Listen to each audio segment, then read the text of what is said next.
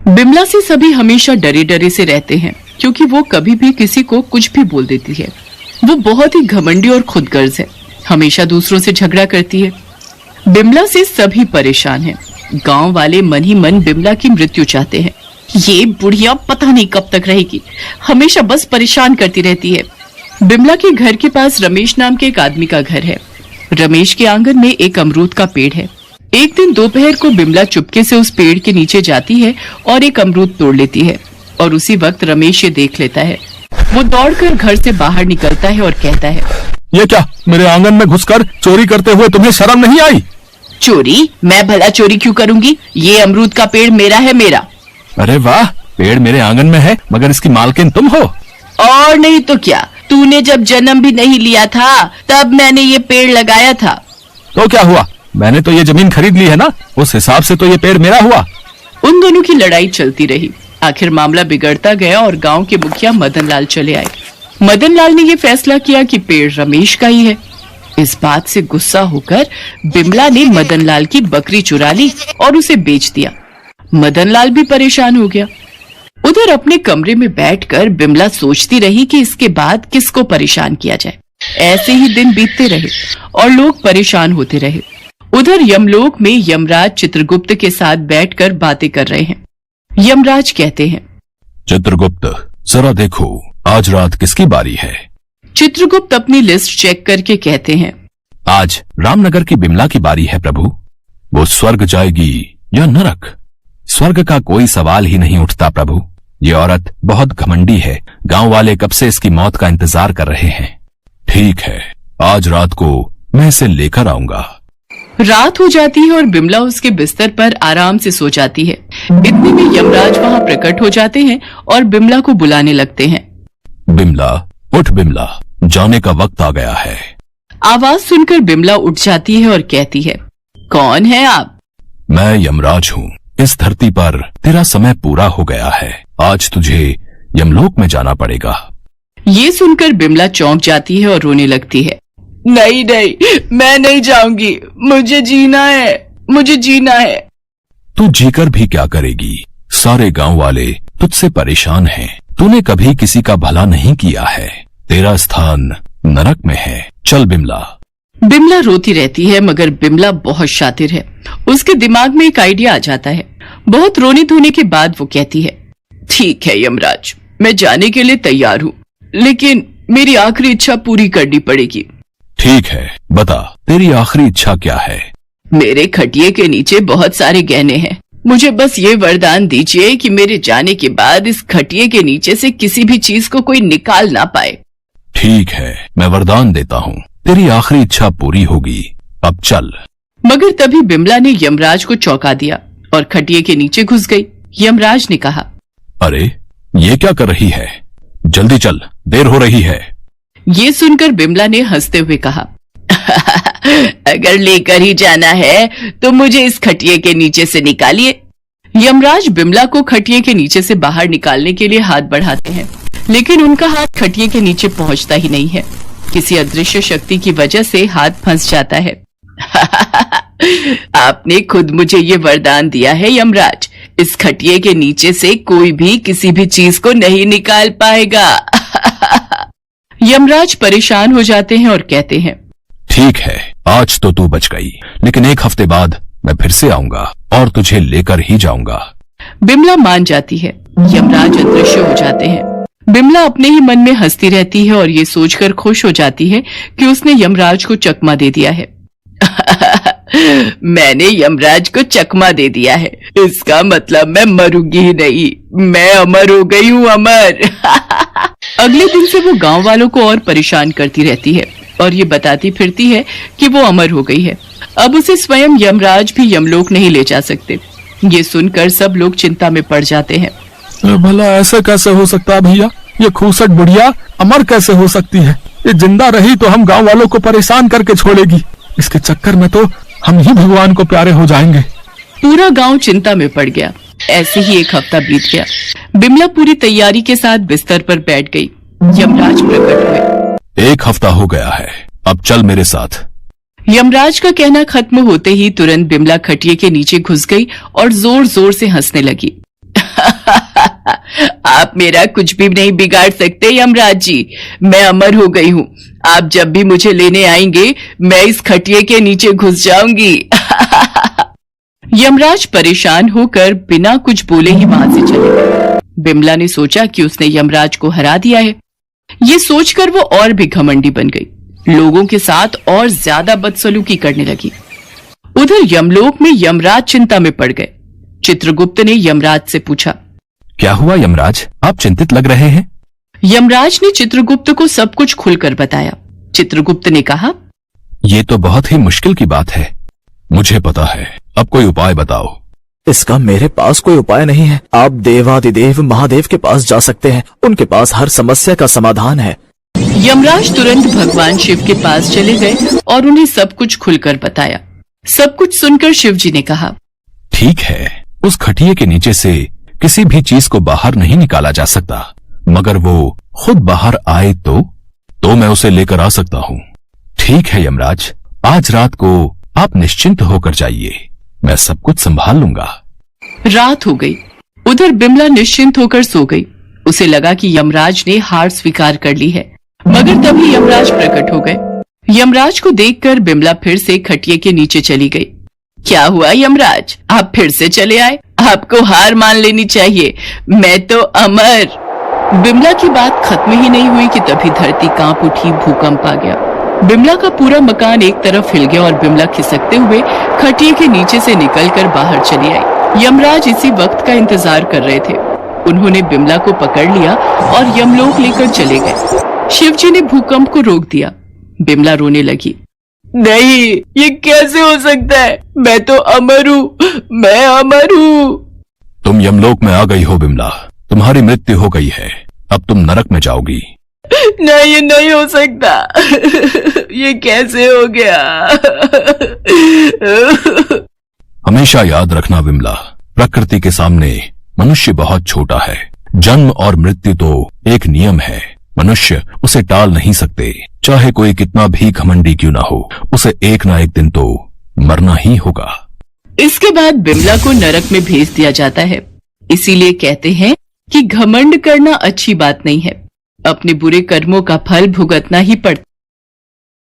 कहानी है प्रेरणा और रिंकू की, जो अपनी माँ केतकी और पिता महेश के साथ खुशी खुशी रहते थे। पर एक दिन ऐसी घटना घटी कि पूरा परिवार तितर बितर हो गया। पूरा गांव नदी में आई बाढ़ में बह गया, जिसमें महेश और केतकी भी खो गए। प्रेरणा और रिंकू दोनों बाढ़ के पानी में बहते रहे। तभी, आओ बच्चों, मेरी नाव में आ जाओ, मैं तुम्हें किनारे पर छोड़ देती हूँ। तुम्हारे माता पिता कहाँ गए?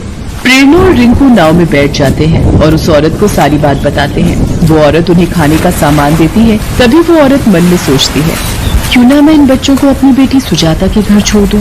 वो अकेली घर के काम में लगी रहती है, उसे घर का काम करने के लिए 2 नौकर मिल जाएंगे। प्रेरणा और रिंकू को वो औरत दूसरे गांव ले आती है।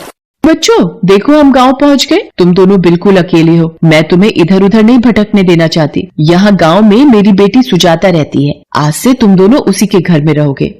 आपका बहुत बहुत शुक्रिया नानी माँ। रिंकू, हम इन नानी माँ के साथ चलते हैं। वो औरत, जिसका नाम कौशल्या था, चालाकी से प्रेरणा और रिंकू को अपनी बेटी सुजाता के घर ले जाती है। माँ, ये दोनों बच्चे कौन है? कौशल्या सुजाता को कमरे में ले जाती है। अरे, ये दोनों बच्चे अनाथ हैं। मैं तेरी देखभाल के लिए लाई हूँ। अब तू इनसे ही सारे काम करवाना और एक वक्त की रोटी दे देना। पड़े रहेंगे किसी कोने में। माँ, तुम देखने में तो बड़ी भोली भाली हो, पर हो मेरी ही माँ। अच्छा फंसाया इन चूजों को। कौशल्या बच्चों को छोड़कर अपने घर वापस चली जाती है। सुजाता प्रेरणा और रिंकू से घर का काम करवाती थी। बेचारे बच्चे कुछ बोल नहीं पाते थे। एक दिन सुजाता का पति किशन बोला, सुजाता, पहले तो तुम्हारी माँ इन मासूम अनाथ बच्चों को बहाने से अपने साथ यहाँ लाई और तुम इनसे सारा घर का काम करवाती हो। थोड़ा तो भगवान से डरो। तुम अपने काम से काम रखो, बीच में मत पड़ो। पता नहीं ये दोनों अभी तक लौटे क्यों नहीं। बाजार गए तो इन दोनों को बहुत देर हो गई। सुजाता प्रेरणा और रिंकू को बाजार से सामान लेने भेजती है। वो दोनों सामान ले ही रहे होते हैं, तभी उन दोनों को एक सजा हुआ पंडाल दिखाई देता है। प्रेरणा और रिंकू उस पंडाल के अंदर चले जाते हैं। ये लो बच्चों, माता रानी का प्रसाद। अंकल, आज कोई त्योहार है क्या? यहाँ पंडाल क्यों सजा हुआ है? बच्चों, आज से माँ दुर्गा का नवरात्रि उत्सव आरंभ है, जो 9 दिन तक चलेगा। अंकल, हमें ये प्रसाद रोजाना मिलेगा? हाँ बेटा, ये पंडाल 9 दिन तक सजा रहेगा। और यहाँ पर माँ दुर्गा की पूजा और आरती की जाएगी। दीदी, तुम्हें याद है माँ और बाबूजी भी नवरात्रि व्रत रखते थे और नवमी पूजन में हम पूरी हलवा चने का प्रसाद खाते थे। हाँ रिंकू, और माँ कहती थी कि जिनकी माँ नहीं होती उनकी दुर्गा माता माँ होती है। हम रोजाना इस पंडाल में इनकी पूजा करने आएंगे। प्रेरणा और रिंकू खुशी खुशी घर जाते हैं, पर घर पहुंचते ही सुजाता का गुस्सा 7वें आसमान पर होता है। कहाँ थे अब तक तुम दोनों? मेरी माँ तुम्हें इसलिए यहाँ नहीं छोड़ गई कि तुम दोनों भाई बहन मुफ्त की रोटियां तोड़ो। अगर एक काम में ही घंटों लगा दोगे तो पूरा दिन घर का काम कौन करेगा? अब तुम दोनों को पूरे दिन खाने में सिर्फ एक रोटी मिलेगी। चलो जाओ काम करो। दीदी, सुजाता आंटी बहुत गंदी है। उन्होंने बोला था वो हमें माँ की तरह प्यार करेंगी, पर वो हमें बिल्कुल भी प्यार नहीं करती। कोई बात नहीं रिंकू, हम रोजाना माँ दुर्गा के पास जाएंगे और उनकी पूजा करेंगे। वो हमें माँ का प्यार जरूर देंगी। प्रेरणा और रिंकू रोजाना चुपचाप पंडाल में माँ दुर्गा की पूजा करने जाने लगे। सुजाता उन दोनों को भूखा रखती थी, मगर पंडाल में मिले भंडारे को खाकर प्रेरणा और रिंकू अपनी भूख मिटा लेते थे। एक दिन, ये तुम दोनों रोजाना कहाँ जाने लगे हो? आंटी, वो हम माँ दुर्गा के पंडाल में नवरात्रि पूजन के लिए जाते हैं।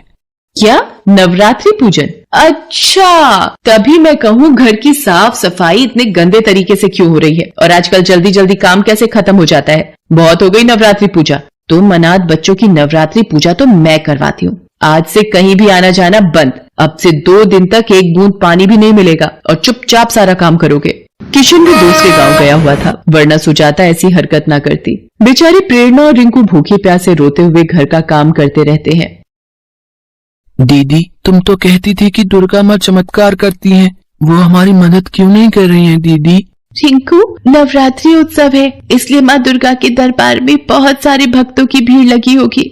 हो सकता है उन भक्तों की इच्छा को पूरा करके वो हमारी मदद करे। नादान मासूम बच्चे दुर्गा माँ को याद करते हैं और फिर से काम करने लगते हैं। रिंकू सुजाता के पास रसोई में जाता है। आंटी, बहुत प्यास लगी है, मैं थोड़ा सा पानी पी लूं? कोई पानी रोटी कुछ नहीं मिलेगा, जा यहाँ से। रिंकू वहाँ से चला जाता है। तभी आहा, गर्मा गर्म हलवा और पूरी खाने का अलग ही मजा है। जल्दी जल्दी खा लेती हूँ, वरना इन भूखे भाई बहनों की नजर लग जाएगी। आई माँ, बचाओ, मैं मर गई। सुजाता के हाथों पर गर्म तेल की कढ़ाई गिर जाती है। वो दर्द से चिल्ला पड़ती है।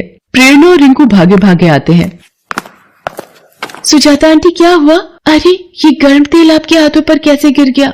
कोई डॉक्टर को बुलाओ, मेरे हाथों में बहुत जलन हो रही है। आंटी, मैं पड़ोस वाले डॉक्टर अंकल को बुलाकर लाती हूँ। प्रेरणा डॉक्टर को लेकर आती है। डॉक्टर मरहम पट्टी कर देता है और दवाइयां दे जाता है। प्रेरणा और रिंकू सुजाता की बहुत देखभाल करते हैं। सुजाता ये सब देखती है तो उसकी आंखों में आंसू आ जाते हैं। 2 दिन बाद नवमी का पूजन था। किशन भी वापस आ जाता है। सुजाता बच्चों से बोली, प्रेरणा, रिंकू, बच्चों तुम मुझे बता रहे थे कि आज नवरात्रि की समाप्ति का दिन है। नवरात्रि उत्सव के लिए जो पंडाल सजा हुआ है, क्या हम सब मिलकर दर्शन करने के लिए चले? हाँ सुजाता आंटी, आप मंदिर जाओगे तो देखना, माँ दुर्गा के आशीर्वाद से आपके हाथ भी जल्दी ठीक हो जाएंगे। सब मिलकर पंडाल में जाते हैं। पंडाल में डांडिया नृत्य का भी आयोजन होता है। तभी किसी पर रिंकू की नजर पड़ती है। दीदी, वो देखो, सामने माँ बापू खड़े हैं। कहाँ रिंकू? हाँ, ये तो माँ बापू है। सुजाता आंटी, महेश अंकल, वो देखो हमारे माँ बापू। प्रेरणा और रिंकू दौड़ते हुए अपने माँ बापू से लिपट जाते हैं। केतकी और किशन भी दोनों बच्चों को देख रो पड़ते हैं। मेरे बच्चों, हमने तुम्हें बहुत ढूंढा, हमारी तो उम्मीद ही खत्म हो गई थी। बच्चों, तुम्हें ढूंढते ढूंढते हम इस पंडाल में आ गए और माँ दुर्गा के सामने विनती करने लगे। हे माँ शेरा वाली, आपने हमारे बच्चों से हमें मिला दिया, आपकी जय हो। प्रेरणा और रिंकू अपने माता पिता से सुजाता और महेश को मिलवाते हैं। माँ दुर्गा के आशीर्वाद से प्रेरणा और रिंकू को अपने माता पिता वापस मिल गए थे। नवरात्रि उत्सव में माता पिता के वापस मिल जाने से प्रेरणा और रिंकू की खुशियाँ वापस लौट आई थी। कुछ समय बाद सुजाता भी एक बच्चे को जन्म देती है। शायद प्रेरणा और रिंकू के साथ उसके अच्छे व्यवहार के कारण माँ दुर्गा ने उसकी झोली भी खुशियों से भर दी थी।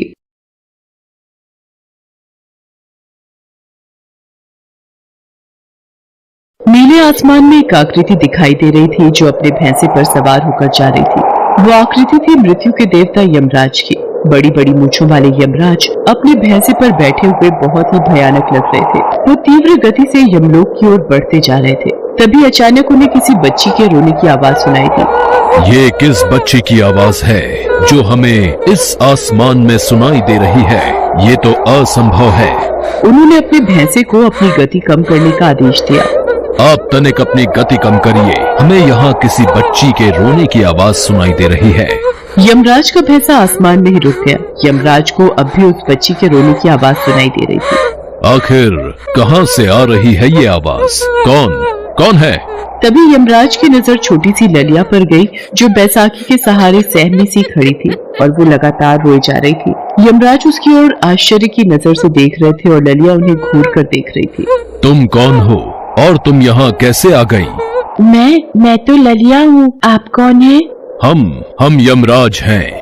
यमराज? अच्छा, तो आप है यमराज। आप मेरी माँ को वापस करिए। तुम्हारी माँ? कौन है तुम्हारी माँ? हमारे पास तो तुम्हारी माँ नहीं है। आप झूठ मत बोलिए। सभी तो कह रहे थे कि आप मेरी माँ को यमलोक लेकर जा रहे हैं। उसकी बात सुनकर यमराज ने अपनी आंखें बंद की और कुछ देखने की कोशिश की। उन्होंने देखा कि जोरों की बारिश हो रही थी। शकुंतला बहुत देर से बारिश के बंद होने का इंतजार कर रही थी, लेकिन बारिश थी कि रुकने का नाम ही नहीं ले रही थी। उसकी छोटी बेटी ललिया बिस्तर पर लेटी हुई थी। अच्छा, तो ये है इसकी माँ। शकुंतला की दिव्यांग बेटी ललिया को कल रात से तेज बुखार था। शकुंतला ने उसे रात को दवा दी थी, लेकिन उसका बुखार नहीं उतर रहा था। अब घर में बुखार की कोई और दवा थी नहीं, इसलिए वो बारिश के थमने का इंतजार कर रही थी ताकि वो बाहर से दवा ले आए। ललिया को अभी भी तेज बुखार था। माँ, ये बुखार बिल्कुल भी अच्छा नहीं होता, तुम इसे भगा दो ना। हाँ बेटा, अभी एक दवा और दूंगी, फिर तुम्हारा बुखार भाग जाएगा। थोड़ी देर में बारिश बंद हो गई। शकुंतला ने ललिया से कहा कि ललिया, बारिश बंद हो गई है, मैं तुम्हारी दवा लेकर तुरंत आती हूँ, तुम परेशान मत होना। जल्दी आ जाना माँ। पति की मौत के बाद शकुंतला बिल्कुल निराश हो गई थी, लेकिन छोटी सी ललिया की जिम्मेदारी उसके सिर पर थी, इसलिए उसने लोगों के घरों में झाड़ू पोछे और खाना बनाने का काम शुरू कर दिया। वो ललिया से बहुत प्यार करती थी और ललिया भी उसके बिना एक पल भी नहीं रह सकती थी। यूं कहे कि एक दूसरे में ही दोनों के प्राण बसते थे। बहरहाल शकुंतला दवा की दुकान पर पहुंची। भैया, मेरी बेटी को कल रात से तेज बुखार है। रात को दवा दी थी लेकिन कोई फायदा नहीं हुआ। ऐसी दवा दीजिए ना जिससे उसका बुखार तुरंत उतर जाए। डॉक्टर की कोई पर्ची है क्या तुम्हारे पास? पर्ची तो नहीं है भैया। अरे बिना पर्ची के कौन सी दवा दूं? पिछली बार उसे बुखार हुआ था तो आपने ही दवा दी थी, आज भी वैसी कोई दवा दे दो ना। दुकानदार ने शकुंतला को दवा दे दी। वो दवा लेकर घर वापस लौट रही थी। हे भगवान, इस दवा का असर सही से हो जाए और ललिया बिल्कुल ठीक हो जाए तो मैं 10 रुपए का प्रसाद चढ़ाऊंगी। वो अपने ख्यालों में खोई सड़क पर चली जा रही थी। अचानक एक तेज रफ्तार ट्रक ने उसे टक्कर मार दी। शकुंतला सड़क पर गिर गई। उसके सिर से खून निकलने लगा और वो वहीं छटपटाने लगी। एक्सीडेंट देख आसपास के लोगों की भीड़ लग गई। ये ट्रक वाले भी ना पीकर चलाते हैं, सब पीकर। बिल्कुल सही कहा भाई आपने, पीकर भी चलाते हैं और बहुत स्पीड में भी चलाते हैं। हाँ। दूसरी ओर शकुंतला को घर लौटने में बहुत देर हो रही थी, इसलिए उसकी बीमार बेटी ललिया को उसकी चिंता होने लगी। ये माँ कहाँ चली गई? कितनी देर हो गई है? मुझे तो बोला था थोड़ी देर में आ जाएंगी। ललिया ने थोड़ी देर और इंतजार किया, लेकिन शकुंतला नहीं लौटी। अब तो उसका भी मन बहुत घबराने लगा। उसने अपनी बैसाखी उठाई और बुखार की हालत में ही बाहर निकल गई। थोड़ी दूर जाने पर ही उसे एक जगह लोगों की भीड़ इकट्ठा दिखी। वहाँ खून से लथपथ अपनी माँ को देखा और उसके मुंह से चीख निकल गई। माँ, ये क्या हो गया? ये तुझे क्या हो गया? ललिया की रोने की आवाज से शकुंतला के शरीर में कुछ हलचल तो हुई, लेकिन फिर उसका शरीर पूरी तरह शांत पड़ गया। ललिया ने उसे उठाने की बहुत कोशिश की, लेकिन वो खामोश रही। किसी ने एम्बुलेंस को फोन कर दिया। एम्बुलेंस आई और उसे अस्पताल ले गई। डॉक्टरों ने जब उसे देखा तो ये तो मर चुकी है। कुछ देर बाद ललिया की पड़ोसन विमला और ललिया के मामा रघुवीर अस्पताल पहुंचे। अपने मामा को देखकर ललिया फूट फूट कर रोने लगी। मामा, देखिए ना, माँ तो जागती ही नहीं, इन्हें जगा दीजिए, इन्हें बोलिए ना मेरी तबीयत ठीक नहीं है। ललिया, तेरी माँ अब नहीं जगेगी, वो बहुत दूर चली गई है। दूर? नहीं मामा, माँ मुझे बताए कहीं नहीं जाती। ललिया, तेरी माँ यमराज के पास चली गई है, वो उसे ले गए हैं। ललिया बहुत छोटी थी, मृत्यु और यमराज का मतलब नहीं समझती थी। उसे तो बस एक बात समझ आती थी कि उसकी माँ जाग नहीं रही है और उसे जगाना है। वो रोते हुए ही उसे लगातार जगाती रही, लेकिन काश की कोई मौत के बाद जाग सकता। शकुंतला की पड़ोसन विमला को ललिया पर बहुत दया आ रही थी। उसने उससे कहा, ललिया, जो मर जाते हैं ना, यमराज उसे लेने आते हैं और उसे लेकर अपने साथ चले जाते हैं। तुम्हारी माँ अब यमराज के पास चली गई है। ऐसे कैसे चली गई है मुझसे पूछे बिना? मैं तो उन्हें जाने नहीं दूंगी। अपनी माँ का हाथ पकड़कर रखूंगी, जोर से पकड़कर रखूंगी। ललिया ने अपनी माँ का हाथ जोर से पकड़ लिया और रोते रोते बेहोश हो गई। यमराज आए तो जरूर शकुंतला की आत्मा को अपने साथ ले जाने के लिए, लेकिन ललिया का अपनी माँ के प्रति प्रेम और ताकत के कारण वो भी यमराज के पीछे पीछे आ गई। ललिया, तुम सही कह रही थी, तुम्हारी माँ मेरे पास ही है। देखा, मैंने कहा था ना वो आपके पास है। चलिए अब उन्हें वापस करिए। हम उसे वापस नहीं कर सकते ललिया। क्यों? यही सृष्टि का नियम है। बहुत ही गलत नियम है। माँ तो कहती थी कि हमें किसी से पूछे बिना उसकी छोटी से छोटी चीज भी नहीं लेनी चाहिए। आप मुझसे पूछे बिना मेरी माँ को अपने साथ ले जा रहे हैं, ये गलत बात है। चलिए लौटाइए मेरी माँ को। हमने कहा ना, ये हम नहीं कर सकते। ठीक है, फिर मुझे भी ले चलिए अपने साथ। हम ये भी नहीं कर सकते क्योंकि तुम्हारा समय नहीं आया है। मैं वो सब नहीं जानती। मैं अपनी माँ को लिए बिना वापस नहीं जाऊंगी। ये कहकर वो फिर से रोने लगी। यमराज बहुत बड़े धर्म संकट में फंस गए थे। उन्हें समझ नहीं आ रहा था कि सृष्टि का ये विधान कैसे तोड़ दे, लेकिन उन्हें ये बात तो समझ आ गई कि इस लड़की के इस तरह से उनके पीछे पीछे आने के पीछे भगवान की माया है। फिर भी उन्होंने ललिया से कहा कि ललिया, हम तुम्हें तुम्हारी माँ के बदले में और कुछ दे देते हैं। बोलो, तुम्हें क्या चाहिए? तुम कुछ भी मांग सकती हो, बहुत सारे खिलौने या बहुत सारे पैसे। मुझे तो मेरी माँ चाहिए, माँ चाहिए, माँ चाहिए। वो मुझे दीजिए या मुझे अपने साथ ले चलिए। आखिरकार ललिया की जिद के आगे वो झुक गए और उसकी माँ के प्राण वापस कर दिए। उनके ऐसा करते ही अस्पताल में मृत पड़ी शकुंतला के शरीर में हलचल हुई और उसने अपनी आंखें खोल दी। मैं कहाँ हूँ? माँ की आवाज सुनकर ललिया को भी होश आ गया। वही पास खड़े उसके मामा और विमला को तो अपनी आंखों पर विश्वास नहीं हो रहा था। अरे तुम जिंदा हो शकुंतला? पर डॉक्टर तो... ये कहते कहते वो चुप हो गई। ऐसा लग रहा है कि मैं गहरी नींद में थी। पता नहीं, इतनी गहरी नींद तो मुझे कभी नहीं आई। ललिया, तू ठीक तो है ना बेटी?